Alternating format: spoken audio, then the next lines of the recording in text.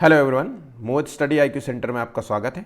आज का टॉपिक है सीटेट का जो इम्पोर्टेंट टॉपिक है, जिससे जो है 5 से 6 क्वेश्चंस देखने को मिलते हैं। वो है घर और एनिमल, हाउस और एनिमल से संबंधित जो है क्वेश्चंस हमेशा जो है सीटेट का जो है फेवरेट रहा है। सीटेट में हमेशा 5 से 6 क्वेश्चंस आते हैं, इसलिए इस मतलब वीडियो को पूरा आखिर तक ज़रूर देखिएगा। वीडियो इंपॉर्टेंट है, इसलिए जो है देखिएगा, इसके नोट्स बनाइएगा। कुछ फैक्ट्स होंगे जो इंपॉर्टेंट लगेंगे आपको, जो मैं आपको इंपॉर्टेंट फैक्ट्स बताऊं वो भी आप अपने दिमाग में ज़रूर से ज़रूर बनाए रखिएगा। बिल्कुल सिंपल है, बस केवल दिमाग में बनाए रखिएगा कि ये टॉपिक में क्या है, किन जानवरों के बारे में क्या बताया जा रहा है, बेसिक विशेषताएं बताई जा रही हैं, वो आपको पता होना चाहिए। ठीक है, तो चलिए शुरू करते हैं। अगर वीडियो पसंद आए तो प्लीज़ चैनल को लाइक और सब्सक्राइब ज़रूर कर लीजिएगा और अपने दोस्तों से शेयर करना बिल्कुल भी मत भूलिएगा, ताकि वो भी इस वीडियो का लाभ ले सके। तो चलिए शुरू करते हैं। बिल्कुल पहला क्वेश्चन है, देखिए टॉपिक समझ लेते हैं पहले। क्या है कि घर से संबंधित जो है क्या होता है घर। ये हम सभी को पता है कि जहाँ पे जीव रहते हैं उसे ही घर कहते हैं, उनका आश्रय होता है उसी को घर कहते हैं। अलग अलग जीवों का घर अलग अलग प्रकार का होता है। कुछ जीव अपना घर बना लेते हैं जैसे पक्षी, ध्यान रखिएगा, तो कुछ जीव अपना आश्रय नहीं बनाते जैसे बंदर। बंदर का घर नहीं होता, इसलिए यहाँ पे ध्यान रखिएगा, इंपॉर्टेंट है। आपको पेडागोजी से संबंधित जो फैक्ट्स पूछ सकता है, कभी क्वेश्चन दे सकता है, कौन सा ऐसा जानवर है जो घर नहीं बनाता है। एक लंबा सा पैराग्राफ देगा, उसके बाद एक नीचे सा फैक्ट दे देगा, इसमें से कौन सा जानवर हो सकता है जो घर नहीं बनाता है। ठीक है, आपको पता होना चाहिए बंदर कभी घर नहीं बनाते, वो पेड़ की शाखाओं में ही रहते हैं। ठीक है, लेकिन कुछ जीव जैसे मनुष्यों के घरों में रहते हैं। ठीक है, तो कुछ जीव जो है जंगल में पेड़ों में रहते हैं और कुछ पानी में रहते हैं। ठीक है, और कुछ जो है जमीन के नीचे रहते हैं। तो ये सभी जो है इनको सब मतलब इन जहाँ जहाँ जो रहते हैं वो उनको घर कहते हैं। तो ये सब के बारे में आज देख लेते हैं, कौन कौन से घर हैं, किन किन के बारे में है। तो देखिए, पेड़ में रहने वाले जिसको कहते हैं बंदर और पांडा, स्लॉथ, लंगूर, पक्षी। ठीक है, ये सब पेड़ में रहते हैं। पेड़ पक्षी जो है घोंसला बनाते हैं अपने पेड़ पे ही। अब देखिए, इसमें से जो इंपॉर्टेंट है वो है स्लॉथ। स्लॉथ आपको हर हाल में पता होना चाहिए। पांडा के बारे में पता होना चाहिए। पांडा जो है बर्फीले प्रदेशों में जो है रहने वाले, पांडा जो है सबसे ज़्यादा जो है अगर देखा जाए तो पांडा जो है चाइना में पाए जाते हैं। ठीक है, पांडा से संबंधित। और स्लॉथ जो है वो सबसे इंपॉर्टेंट है, मोस्ट इंपॉर्टेंट है। बाकी तो आपको पता है लंगूर कैसे होते हैं, बंदर कैसे होते हैं, और पक्षियों के बारे में जो है हम आगे चर्चा करेंगे। ठीक, तो देखिए स्लॉथ के बारे में जान लेते हैं, जो इंपॉर्टेंट है और क्वेश्चन ये पूछा ही जाता है। अगर आपसे ईवीएस में कोई जानवर के बारे में पूछा जाएगा तो समझ लीजिए 60% चांसेस है कि स्लॉथ से संबंधित क्वेश्चन आपको मिल जाएगा। तो देखिए, स्लॉथ एक जो है भालू के जैसा दिखने वाला जानवर है, लेकिन वो भालू जैसा नहीं होता है। ठीक है, ये लगभग जो है 17 घंटे सोता है। तो 17 से 18 घंटे सोता है, ये आपको याद रखना होगा, याद कर लीजिए बिल्कुल। 17 से 18 घंटे सोता है। स्लॉथ एक बहुत ही आलसी जानवर है। ठीक है, आलसी है बहुत, हर काम को वो बहुत स्लो करता है। इस पे बहुत सारे कार्टून जो है बने हैं, बहुत सारे कार्टून पे मूवीज़ भी बनी हुई हैं इस स्लॉथ पे। तो अब चलिए फैक्ट्स देख लेते हैं। तो स्लॉथ जो है प्रतिदिन लगभग जो है 17 घंटे सोता है और पेड़ पर उल्टा लटक कर सोता है। ठीक है, एक पक्षी है जो पेड़ पर उल्टा लटक के सोती है, वो कौन सी है? चमगादड़, जिसे कहते हैं बैट। उसके साथ साथ जो ये जानवर है, ठीक है, वो तो पक्षी है, ये जानवर पेड़ पर उल्टा लटक कर सोता है। ये पेड़ों की, जिस भी पेड़ पर ये उल्टा लटक कर सोता है, उसी की पेड़ों की जो है पेड़ों की लकड़ी काटने के लिए केवल 9 से घंटे का समय लगता है।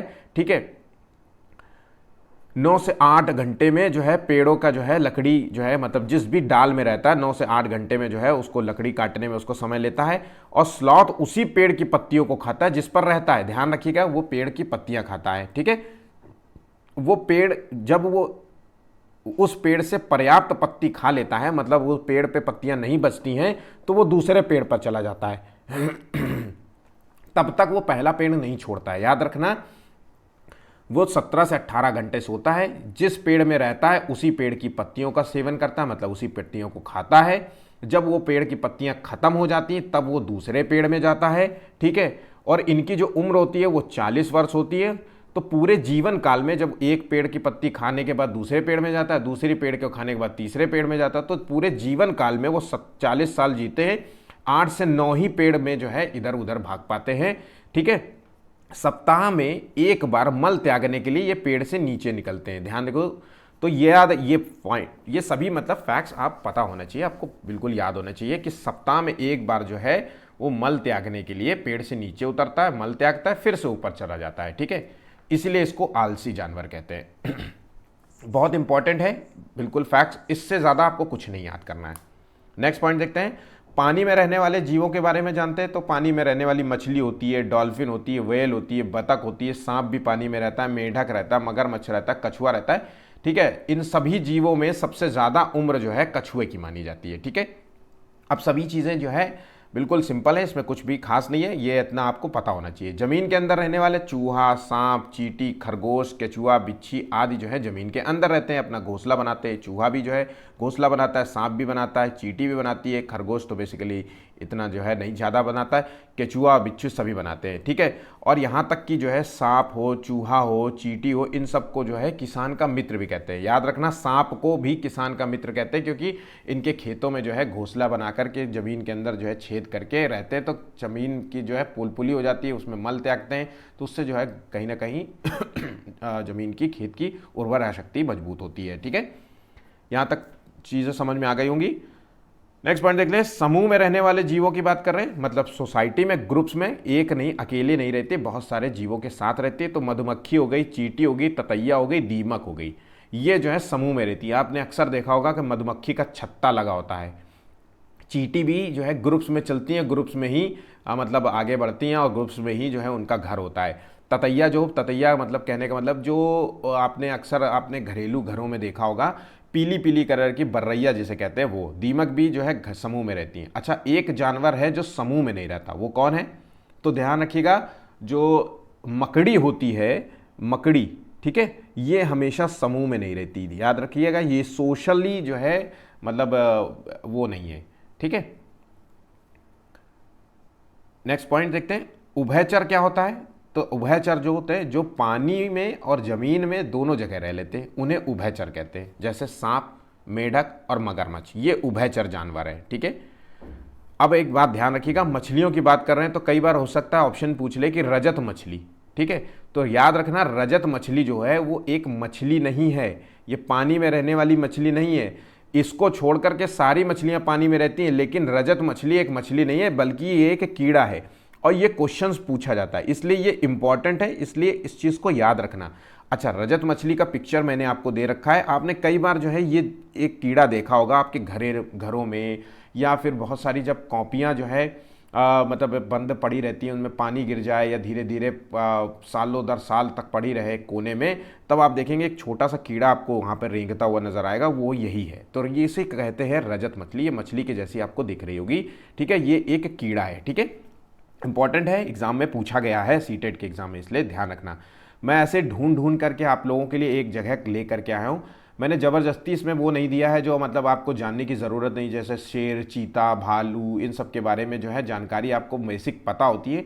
जो चीज़ें पूछी जाती हैं कि कौन कितना खाता है, कौन कितनी देर सोता है, इस चीज़ के बारे में मैंने आपको बेसिक जानकारी देने का प्रयास किया है। ठीक है, कुत्ता मछली आपने जो है डॉगफिश जिसे कहा है, इंग्लिश में जो है इसे डॉगफिश कहते हैं। ऑक्टोपस और विद्युत किरण जिसे इलेक्ट्रिक रे फिश कहते हैं। याद रखना, इलेक्ट्रिक रे फिश जो होती है ये जो है बिजली के झटके छोड़ती है। ठीक है, ये जब भी कोई भी मछली या कोई भी अन्य जो है इसका शिकार करने की कोशिश करता है तो वो इलेक्ट्रिक करंट छोड़ देती है। ठीक है, यहाँ तक कि इसका इलेक्ट्रिक करंट इतना खतरनाक होता है कि वो व्यक्ति किसी भी जानवर को, बड़े से बड़े जानवर को भी बेहोश कर सकता है। यहाँ तक कि सबसे फुल साइज का जो मगरमच्छ होता है वो तक भी इसको नहीं खाने का प्रयास करता है। ठीक है, समुद्री गाय जो होती है वो भी होती है, तारा मछली जिसे कहते हैं स्टार फिश, ये सब समुद्र में पाई जाती हैं। ठीक है, ये याद रखना, समुद्र में पाई जाने वाली ये मछलियां हैं।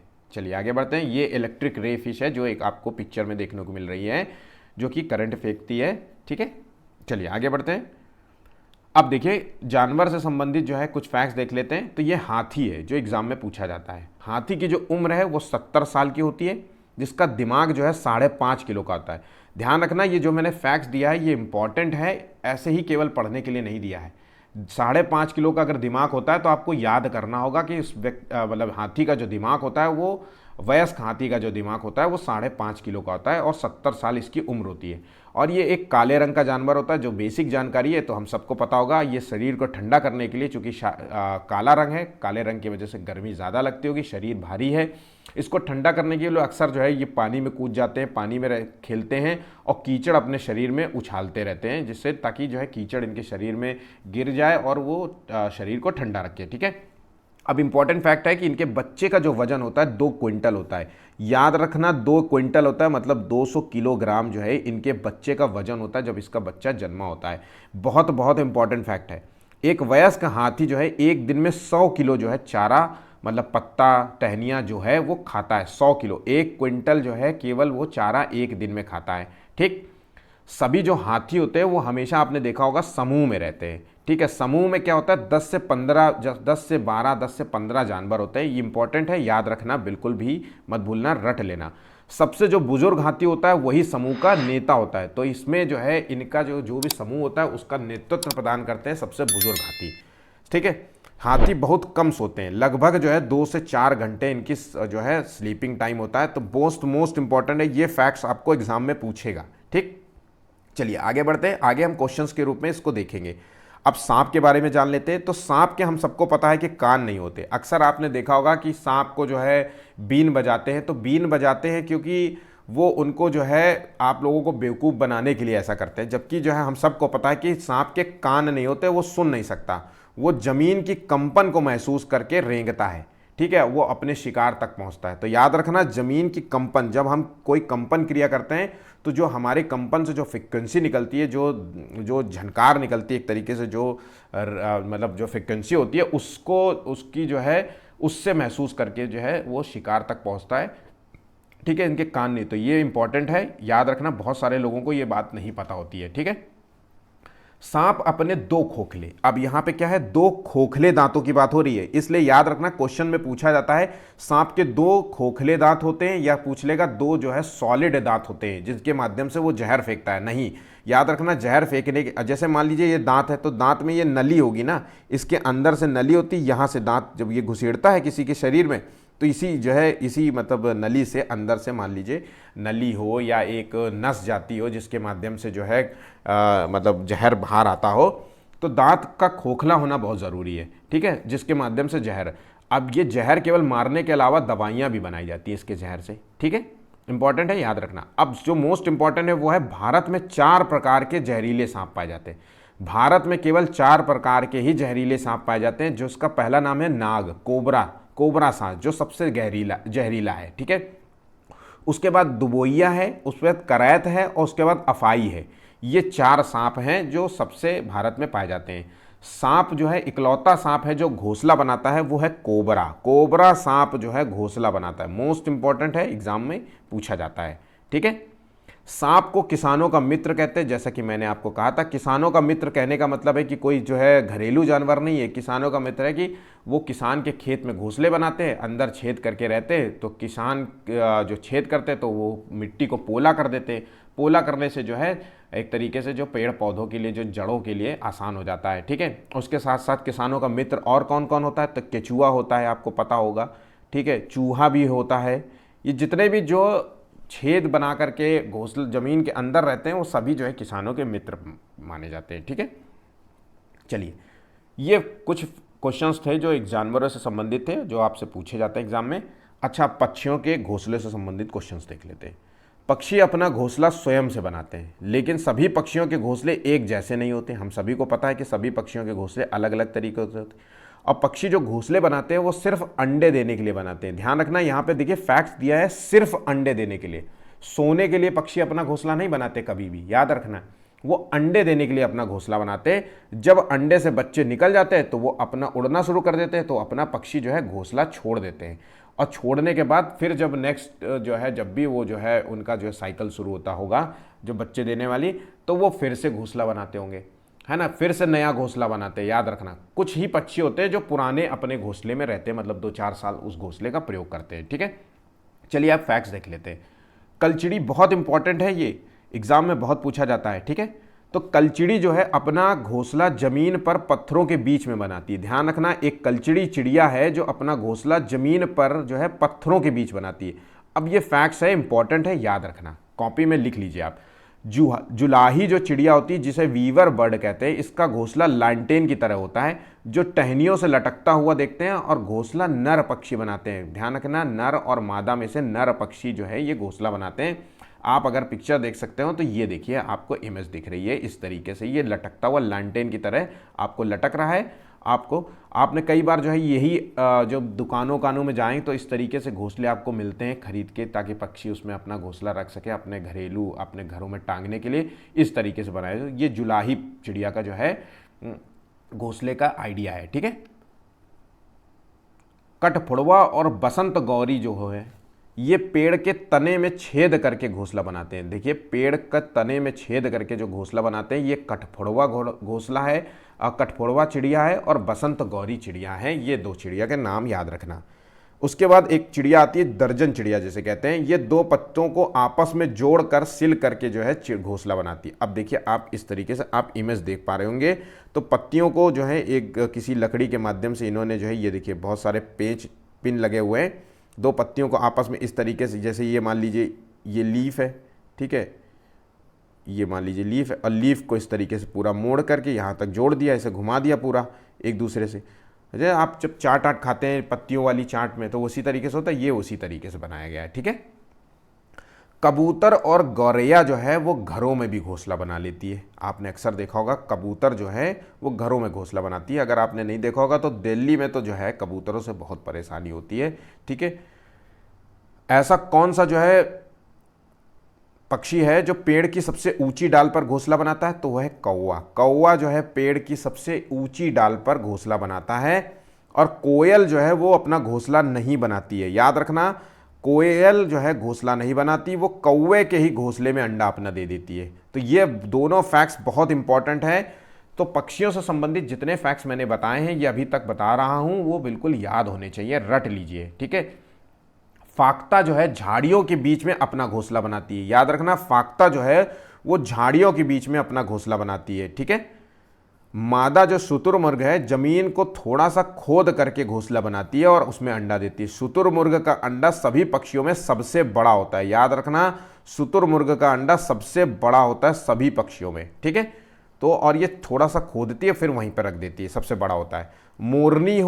मोरनी या तो झाड़ियों के बीच में घोंसला बनाती है या पेड़ों के नीचे जो है डालियों पर जो है घोंसला बनाती है, ठीक है। नेक्स्ट फैक्ट है चील जो है सबसे ऊंचे पेड़ पर घोंसला बनाता है। ध्यान रखिएगा, चील जो है वो सबसे ऊंचे पेड़ पर घोंसला बनाती है और इसका घोंसला 4-5 फीट चौड़ा होता है। इसका कहने का मतलब है बहुत चौड़ा घोंसला बनाती है चील हमेशा।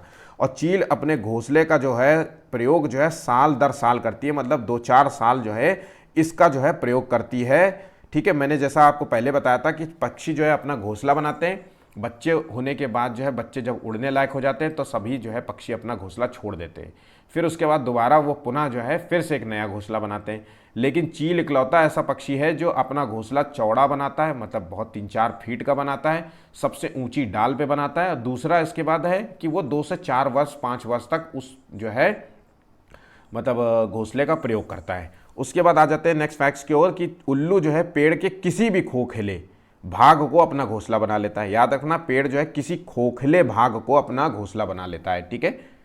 गिद्ध जो है अपना घोंसला जो है सुनसान पेड़ों पर चील के छोड़े हुए घोंसले में चट्टानों के दरारों में सुनसान जगहों पे बनाते हैं। तो याद रखना, जो गिद्ध है वो सुनसान पेड़ पर भी घोंसला बनाते हैं, चील ने जो अपना जो है घोंसला छोड़ के चली जाती है उस पर भी बनाते हैं, चट्टानों की दरारों में बनाते हैं, ये हर जगह बना देते हैं, ठीक है। पर बस एकांत होना चाहिए, चूंचाएं बहुत आवाज़ नहीं आनी चाहिए वहाँ पे, इसलिए आप देखिए वीरान जगहों पे ज़्यादा जो है इस तरीके से जो है आपको गिद्ध के घोंसले मिलेंगे, ठीक है। यहाँ तक जो हो गए चिड़िया से संबंधित मैंने आपको फैक्ट्स बता दिए, कुछ जानवरों से संबंधित फैक्ट्स बता दिए। अब आते हैं हम मिट्टी के घरों से संबंधित फैक्ट्स के बारे में। तो मिट्टी के घर जो है प्रायः आपको कहाँ मिलते हैं, ये हम सभी को पता है कि मिट्टी के घर गाँव में मिलते हैं। शहरों में तो जो है मिट्टी के घर आपको देखने को नहीं मिलते, यहाँ पे तो जो है ईंटों पत्थरों के बने हुए घर होते हैं, ठीक है, नए नए डिज़ाइन के बने होते हैं, नए नए मजबूत घर बनाए जाते हैं। क्योंकि क्या होता है कि यहाँ पे मजबूत भी घर बनाए जाते हैं जो सालों दर साल तक पीढ़ी दर पीढ़ी चलते रहें। उसके साथ साथ जो है स्टोरी बिल्डिंग होती है, मतलब 2-2, 3-3, 4-4, 10-10 फ्लोर के बनाए जाते हैं। इसलिए जो है मिट्टी के घर आपको गांव में ही देखने को मिलेंगे। और हर मिट्टी के घरों की कुछ खूबियाँ होती हैं, तो उनके बारे में भी जान लेते हैं। मिट्टी के घर उन जगहों पे भी पाए जाते हैं जहाँ गर्मी सबसे ज़्यादा होती है। अब आप अगर अपने देश के बारे में जानने के प्रयास करें, समझें कि देश में सबसे ज़्यादा जो है कौन से ऐसा जो है स्टेट है जहाँ पे सबसे गर्मी ज़्यादा होती है, तो आपको पता चलेगा कि राजस्थान जो है वो राजस्थान जो है सबसे ज़्यादा गर्मी वाला क्षेत्र है। वैसे तो आज के समय में देखा जाए तो गर्मी सब जगह हो रही है, जैसे कानपुर में जो है इस समय 47-46 डिग्री सेल्सियस का जो है तापमान नोट किया जा रहा है, और राजस्थान में 50 से 55 डिग्री का जो है मोस्टली रहता है। तो बिल्कुल हम नज़दीक आ गए हैं, ज़्यादा दूर नहीं है, ठीक है। कुछ टाइम के बाद जो है राजस्थान हम हो जाएंगे। तो चलिए देख लेते हैं फैक्ट्स। तो गर्मियों वाले गर्मी ज़्यादा होती है वहीं पे जो है मिट्टी के घर बनाए जाते हैं, ठीक है, जैसे राजस्थान ऑप्शन दिया हुआ है। इन घरों की दीवारें जो होती है मोटी होती है ताकि गर्मी जो है अंदर ना आ सके, और क्या होता है कि जो चूंकि मिट्टी के घर होते हैं तो यह जो है घर को अंदर से ठंडा करती हैं, ठीक है। इन दीवारों की छतें जो है झाड़ियों और छप्पर की बनी होती है, छत में झाड़ियाँ और छप्पर रख दी जाती है। कुछ घरों के छत में नीम या कोकर की लकड़ी का प्रयोग करते हैं ताकि जो है कीड़े न लगे, ठीक है। ये फैक्ट्स बिल्कुल इंपॉर्टेंट हैं, मैंने बहुत खास तौर से कम जो है फैक्ट्स दिए हैं ताकि आपके लिए बस केवल आपको पढ़ना है और अपने दिमाग में याद रखना है। अगर आपने नोट्स बना लिए तो अच्छा है, आप एक दो बार पेपर से पहले भी अगर ये वीडियो देख लेंगे तो आपको कभी इससे कोई क्वेश्चन गलत नहीं होगा, ये मेरा मतलब आपसे गारंटी है। इन घरों की समय समय पर लीपा पोती होती रहती है, मतलब लीपते रहते हैं। आपने कभी देखा होगा कि मिट्टी, गोबर और जिसमें गेरू, लाल रंग का कलर डाल करके गेरू आता है, उसमें जो है कलर डाल करके जो है दीवालों को, ज़मीन को लीपा जाता है। इसका क्या कारण हो सकता है? तो इसके कई कारण होते हैं। घर की दीवालों को लीपने का कारण होता है कि ताकि मिट्टी जो है बनी चिपकी रहे, एक दूसरे से टूटे ना। सजावट के लिए भी होता है, ठंडा भी रखे, कीड़ों को दूर रखे, ये सभी होते हैं। तो फर्श की दीवारों में गोबर से जो लीपा जाता है, देखिए गोबर से लीपा जाता है, उसमें एक कारण है कीड़े ना आए, याद रखना। और दीवालों में जो लीपा जाता है उसका काम होता है सजावट करना, मिट्टी को एक दूसरे से जकड़े रखना, जैसे प्लास्टर है ना, और एक दूसरे को जकड़े रखना, ठंडा रखना घर को, है ना, सजावट के भी काम आ सके। मिट्टी को मजबूत बनाने के लिए उसमें क्या मिलाया जाता है? तो मिट्टी में अक्सर आपने देखा होगा, मिट्टी को जैसे कि सीमेंट को मजबूत बनाने के लिए उसमें जो है बालू मिलाई जाती है या मोरंग मिलाई जाती है, उसी तरीके से मिट्टी को मजबूत करने के लिए उसमें भूसा मिलाया जाता है। तो ये चीज़ें याद रखना, ठीक है। ज़्यादा जो बड़े शहरों टाइप के लड़के होंगे ना, उन्हीं को ये सब चीज़ें नहीं पता होंगी, बेसिक है, ये सभी को ज़्यादातर चीज़ें पता होती हैं, ठीक है। अब देखिए बांस के घर जो है, कई बार एग्जाम में पूछा जाएगा कि बांस के घर कहाँ बने होते हैं या लकड़ी के घर। तो देख लेते हैं कि कहाँ पे बनाए जाते हैं। तो बांस और लकड़ी के घर वहीं पे बनाए जाते हैं जहाँ पे सबसे ज़्यादा बारिश होती है। बारिश वाले क्षेत्र में सबसे ज़्यादा जो है ये इसी प्रकार के घर बनाए जाते हैं। अब बारिश कहाँ होती है? तो अगर आपको एग्जाम में पूछा जाएगा तो सबसे ज़्यादा असम में आपको देखने को मिलेंगे। असम हो गया, चेरापूंजी हो गई, है ना, मेघालय हो गई, यहाँ पे आपको जो है बांस और लकड़ी के घर देखने को मिलते हैं। ये याद कर लीजिए बिल्कुल दिमाग में अपने। अगर बांस शब्द का प्रयोग हो, बांस से बने हुए घर का प्रयोग हो शब्द, तो आपको सीधा आंसर लगा देना है असम। अगर असम ऑप्शन है तो असम मार्क करना है, असम नहीं है तो मेघालय होगा, मेघालय नहीं है तो मतलब कुछ भी पूर्वोत्तर भारत के राज्यों के नाम होने चाहिए। सबसे पहला प्राथमिक तौर पे आपको नाम होना चाहिए असम, ठीक है। अब देखिए ये जमीन से 10-12 फुट ऊंचे बांस के मजबूत खंभों पर बनाए जाते हैं ताकि बाढ़ आने पर घर को नुकसान न हो। अब देखिए बाढ़ का जिक्र हो रहा है यहाँ पे खास तौर से, ठीक है। और ये बाढ़ क्योंकि असम में अक्सर जो है आप देखते हैं कि बाढ़ आ जाती है, असम राज्य में अक्सर बाढ़ आ जाती है, और कहीं पे आपको बाढ़ नहीं आती, लेकिन असम राज्य में बाढ़ आ जाती है। इसलिए असम में अक्सर जो है बांस के बने हुए जो है घर बनाए जाते हैं, और वो 10 से 15 फीट हाइट पे, ऊंचाई पे बनाए जाते हैं, ताकि जो है बाढ़ अगर मान लीजिए आ भी जाए तो बाढ़ कितनी ऊपर हो सकती है ज़मीन से? 10 फीट पे ऊपर होगी, तो 10 फीट होगी तो उनका घर तब भी बचा रहेगा। तो यही इसका कारण होता है। मोस्ट इंपॉर्टेंट फैक्ट है, भारत में असम इकलौता जैसा राज्य है जहाँ पे बारिश बहुत होती है और वहाँ पे इस प्रकार के घर पाए जाते हैं। देखिए मैंने आपको फैक्ट्स भी बताया था अभी थोड़ी देर पहले ही, यही चीज़ है, ठीक है।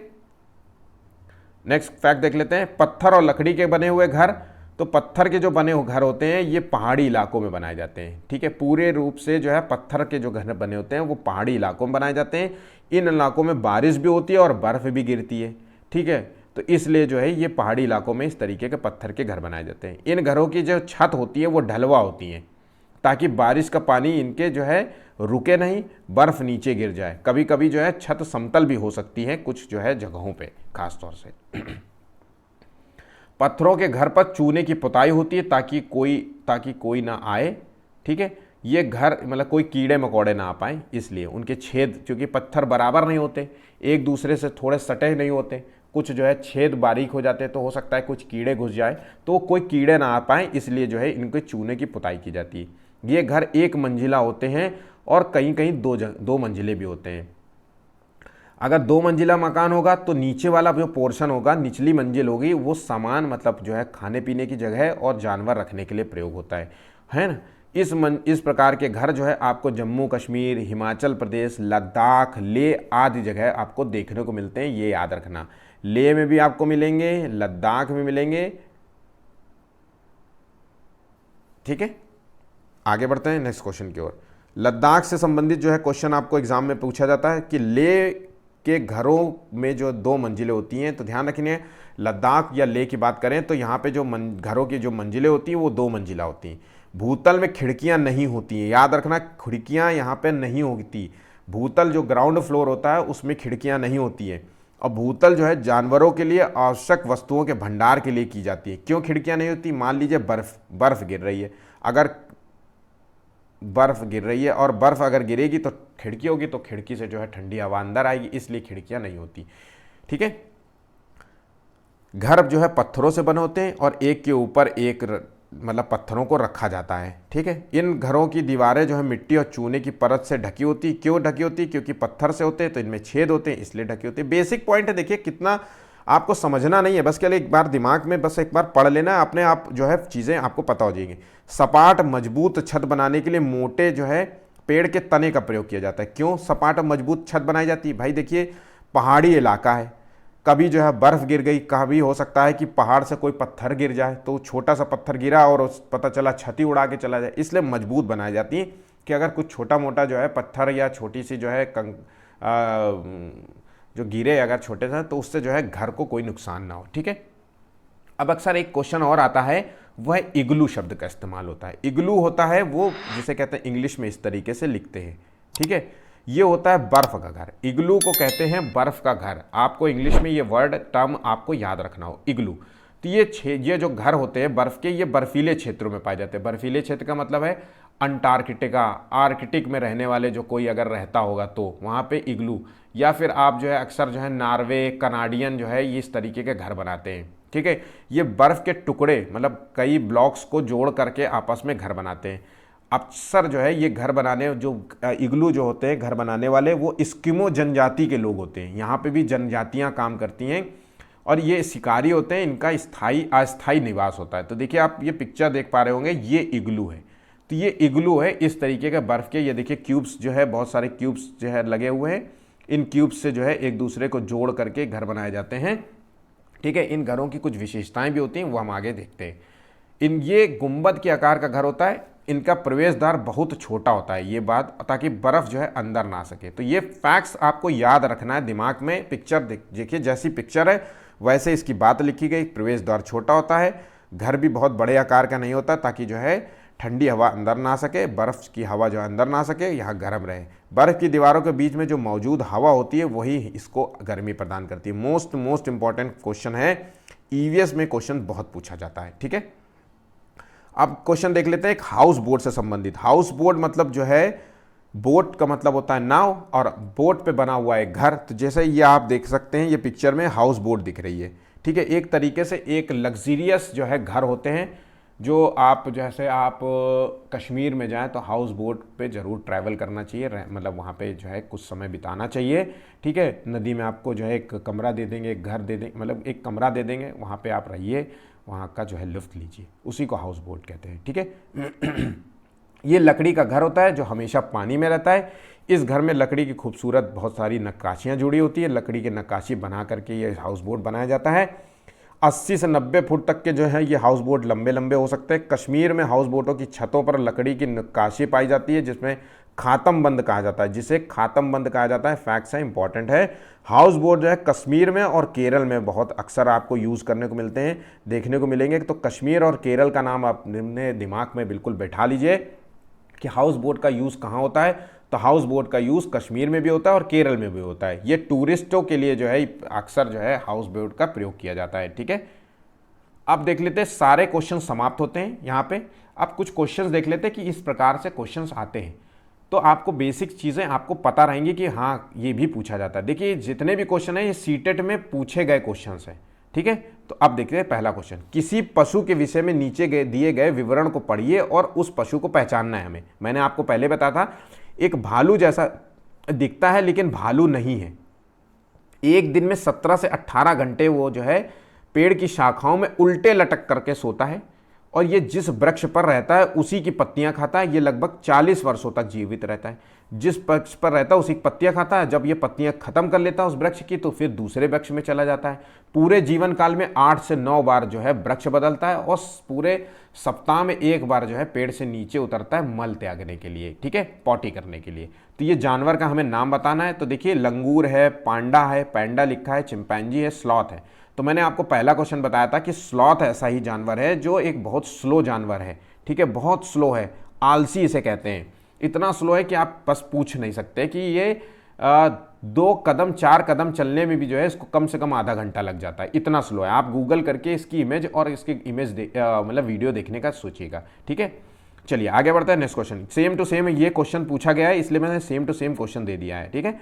निम्नलिखित में से कौन सा कीट है जो मधुमक्खियों की भांति कॉलोनी मतलब बस्तियों में नहीं रहता है, एक साथ नहीं रहता, मतलब या फिर क्वेश्चन पूछ सकता है कौन सा ऐसा कीट है जो सोशली एक्टिव नहीं है, सोशली नहीं रहता, सोशल मतलब सामाजिक रूप से जो कीट नहीं है, सामाजिक रूप से नहीं रहता। क्वेश्चन को समझिए, मैं आपसे फिर से कह रहा हूं, क्वेश्चन कौन सा बस्तियों में नहीं रहता या फिर सोशली नहीं रहता या फिर सामाजिक रूप से नहीं रह सकता, 4-5 जानवरों के साथ, मतलब जानवर का मतलब अपने ही जो है मतलब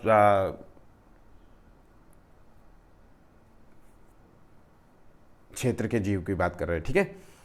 तो देखिए कौन सा जो है कीट मधुमक्खियों की भांति कॉलोनी बस्ती में रह सकता। मकड़ी हमेशा आपने देखा होगा कि वो अकेली आपको दिखती है। चींटी हमेशा ग्रुप में दिखते हैं। ततैया बर्रैया जो पीला वाला होता है वो भी आपको दिखता है। दीमक भी होता है आपको दिखता है ना। मधुमक्खी के छत्ता भी आपको दिखता है। ये सभी जो है आपको जो है कॉलोनी बस्ती में रहते हैं, बल्कि मकड़ी जो है वो बस्तियों में नहीं रहती, ठीक है।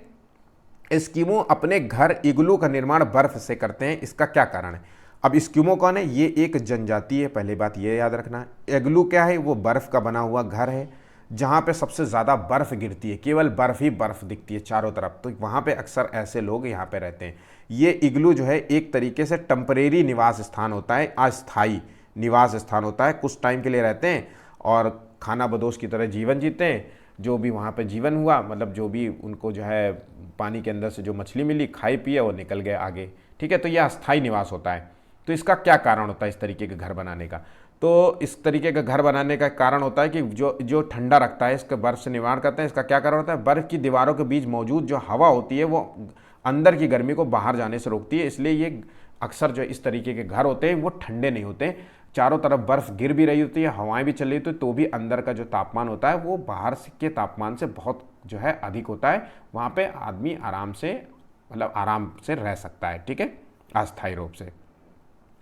अब अगला क्वेश्चन देखते हैं, जिसे गांव के एक छात्र ने अपने घर के विषय में बताया। नीचे दिए गए पैराग्राफ को पढ़ना है। गांव के एक छात्र ने अपने घर के विषय में बताया कि मेरा घर इस तरीके का है, मैं गांव से आया हूं, हमारे गांव में अत्यधिक वर्षा होती है। ध्यान रखना यहाँ पे फैक्ट्स है कि बहुत ज़्यादा वर्षा होती है, तो कुछ ना कुछ कारण होगा इसका देने का। हमारे घर धरती से लगभग मतलब ज़मीन से लगभग 10 से 12 फीट तक जो है ऊँचे बने होते हैं और मजबूत बांस के खंभों में बने होते हैं। मैंने आपसे बताया था ये घर अंदर से लकड़ी के बने होते हैं। ये कहाँ पे आपको मिलेंगे, तो जहाँ पे सबसे ज़्यादा वर्षा होती है, बारिश होती है, 10 से 20-12 फुट की ऊंचाई पे घर बनाए जाते हैं ज़मीन से और बांस के बने खंभों का प्रयोग किया जाता है अक्सर। तो ये जो है आपको घर मिलेंगे असम में। देखिए आपको ऑप्शन भी मिल गया है असम, आंसर डी, ठीक है। कौवा जो है पेड़ की सबसे ऊंची डाल पर घोंसला बनाता है। अब देखिए क्वेश्चन बिल्कुल इतना बड़ा देने की कोई आवश्यकता नहीं है, पर वो पूरी कहानी जानबूझ के लिखते हैं। ये क्वेश्चन आया हुआ है सीटेट में, ठीक है। आपको केवल आपको फैक्ट्स बताना है कि कौवा जो है सबसे पेड़ की ऊंची डाल में घोंसला बनाता है, ये आपको पता होना चाहिए। और जो कोयल होती है वो जो कोयल होती है वो घोंसला नहीं बनाती, वो कौवे के ही घोंसले में अपने अंडे दे देती है। और जो कौवे के घोंसले में अंडे देती है तो कौवा क्या है, अपना ही अंडा समझ के, अपने ही अंडा समझ के उसको भी सेकता है रहता है। तो यही है क्वेश्चन है। तो आंसर देखिए आपको पता चल गया है, यहाँ पे कोयल है। अब कौवा सबसे ऊंची डाल पे घोंसला बनाता है। इस घोंसले को बनाने में कई प्रकार की चीज़ें लगती हैं, जहाँ पर वो लकड़ी की शाखाएं ले आता है, लोहे के तार भी ले आता है। और एक ऐसा चालाक पक्षी जो अपना घोंसला नहीं बनाता, कौवे के घोंसले में ही वो अंडे दे देता है। बेचारा कौवा अपने अंडों के साथ साथ इन अंडों को भी सेता है। तो ये पक्षी का नाम बताना है, तो ये है कोयल, याद रखना कोयल है, ठीक है। नेक्स्ट क्वेश्चन देखिए, कोई पक्षी जो है पेड़ की सबसे ऊंची डाल पर अपना घोंसला बनाता है, वो पक्षी कौन है। ठीक है। तो पेड़ की सबसे ऊंची डाल पे बना रहा है वो पक्षी कौन सा है, तो वो है कौवा है, यहाँ पे ऑप्शन दिया हुआ है। ठीक है, अगर कौवा ना दिया होता तो यहाँ होता चील ऑप्शन होता, चील भी तो सबसे ऊंची डाल पे बनाता है ना।